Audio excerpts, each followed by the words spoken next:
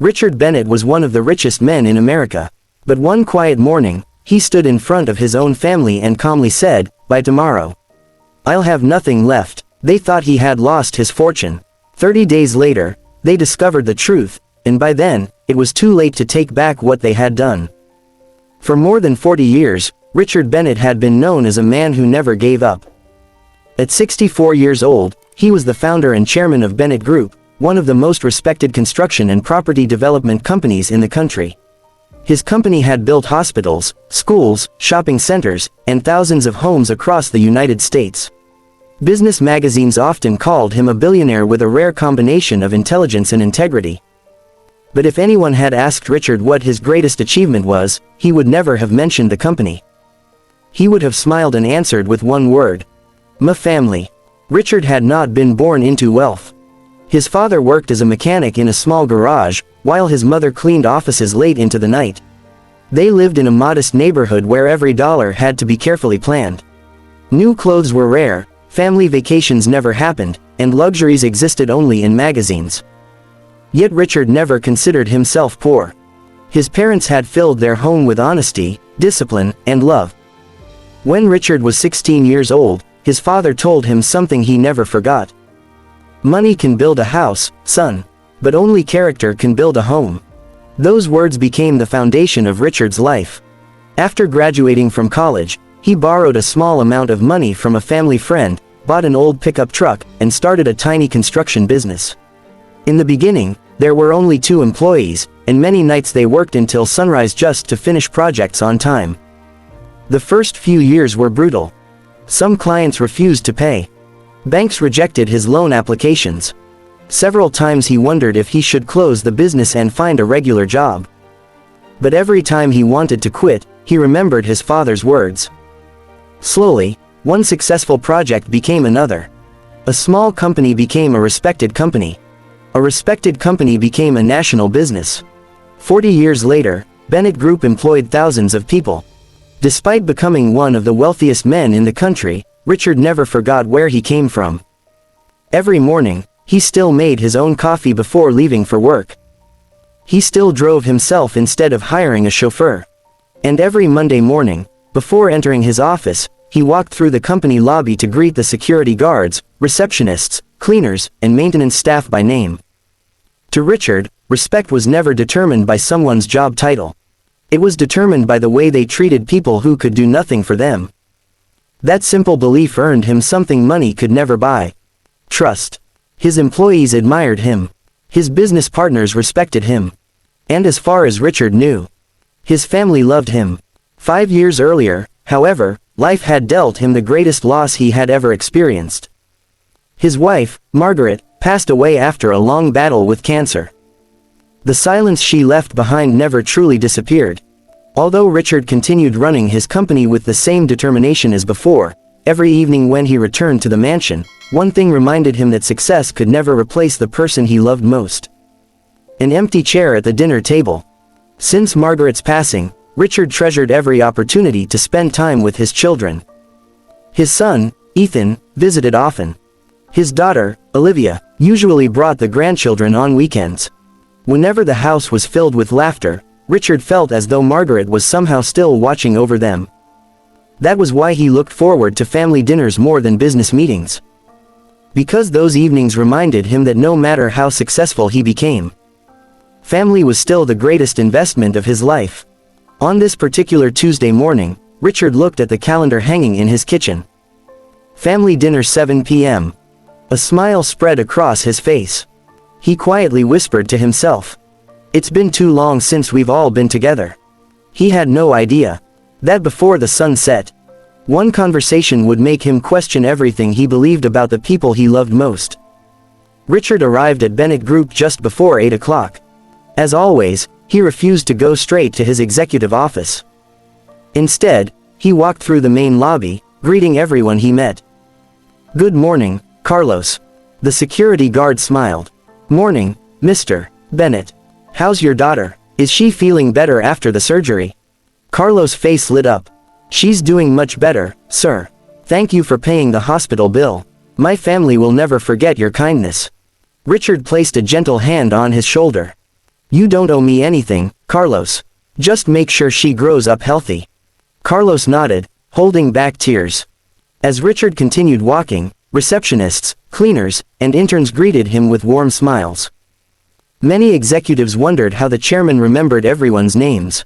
Richard always gave the same answer. If people are important enough to work with me, they're important enough for me to remember. By noon, Richard had finished a long board meeting about a major housing project. It had been another successful day for Bennett Group. When Marcus handed him the day's final schedule, Richard smiled. Nothing else after 5. Marcus checked his tablet. No, sir. Richard closed the folder in front of him. Good. Marcus smiled knowingly. Family dinner. Richard nodded. I wouldn't miss it. By 6:30 that evening, the Bennett mansion was alive with laughter. The grandchildren ran through the hallways, chasing each other while Eleanor carried dishes to the dining table. Richard watched them with a smile.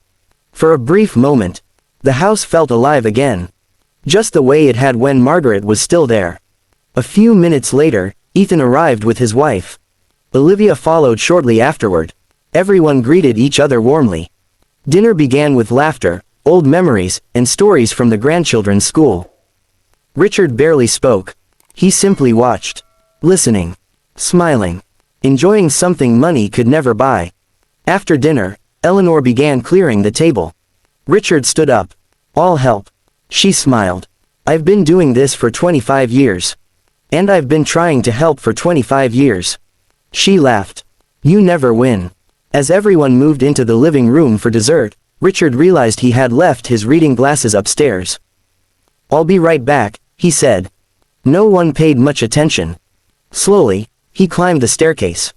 When he returned a few minutes later, he noticed the study door was slightly open. Voices drifted into the hallway. He recognized them immediately. Ethan. Olivia. Richard smiled to himself. They're probably planning the charity event, he thought. He took one step toward the room. Then he heard Ethan say something that made him stop. Dad's getting older. Olivia sighed. I know. Richard remained where he was. He wasn't trying to listen. He simply froze. Ethan continued. We need to convince him to update everything while he still can. Richard frowned slightly. Olivia answered. I've been thinking the same thing. The lawyers should probably review his will again. Richard's smile slowly disappeared. Neither of them sounded worried about his health. They sounded worried about his estate. Ethan lowered his voice. If something happened tomorrow and nothing was organized. He didn't finish the sentence. Olivia did. It would become a nightmare. Richard tried to convince himself they were only being responsible. But then Ethan laughed quietly. I just hope the company stays under my control. Olivia replied. And I hope the lake house comes to me. Richard felt something tighten in his chest. His breathing slowed. The hallway suddenly felt colder. For several seconds, he couldn't move. His late wife's words echoed in his memory. Never let money become louder than family. Richard quietly stepped backward before anyone noticed he had been there. He walked into the empty hallway and leaned against the wall. His eyes filled with tears. Not because they were discussing money. But because. Not once. Not once during the entire conversation. Had either of them asked. What will happen to Dad? They had spoken about the company. The mansion. The lake house. The investments. Everything. Except him. That night, long after everyone had gone home, Richard sat alone in the kitchen. Margaret's photograph rested on the table beside him. I hope I misunderstood them, he whispered. I really hope I did. He didn't sleep. Every time he closed his eyes, he heard the same conversation again. By sunrise, he had made only one decision. He wasn't going to accuse his children. He wasn't going to argue with them. He wasn't even going to confront them. He needed to know the truth. Later that morning, Richard called Marcus into his office. Marcus immediately noticed the exhaustion on his face. You didn't sleep. Richard slowly shook his head. No. Marcus sat quietly. After 27 years of working together, he knew when Richard needed someone to listen. Finally, Richard spoke. Marcus. Yes, sir. I need you to arrange a private meeting. With whom? Daniel Brooks. The attorney. Richard nodded. There are some answers I need. That afternoon, Daniel arrived. After hearing everything Richard had overheard, he remained silent for several moments. Finally, he said, "Richard, one conversation doesn't always reveal the whole truth." "I know," Richard replied quietly. "But if I ignore what I heard, I'll spend the rest of my life wondering." Daniel leaned forward. "What are you planning?" Richard looked at both Marcus and Daniel. His voice was calm. "I want my family to believe I've lost everything." The room fell silent. Marcus looked at him in disbelief. Daniel slowly removed his glasses. "Richard, think carefully before you do this." "I already have." Daniel sighed. "This could change your family forever." Richard nodded. "I know." He looked out of the office window toward the city he had spent 4 decades building. Then he spoke the words that would change everything. 3 days from now. He turned toward Marcus and Daniel. "The world will believe Richard Bennett has lost everything." Neither man answered.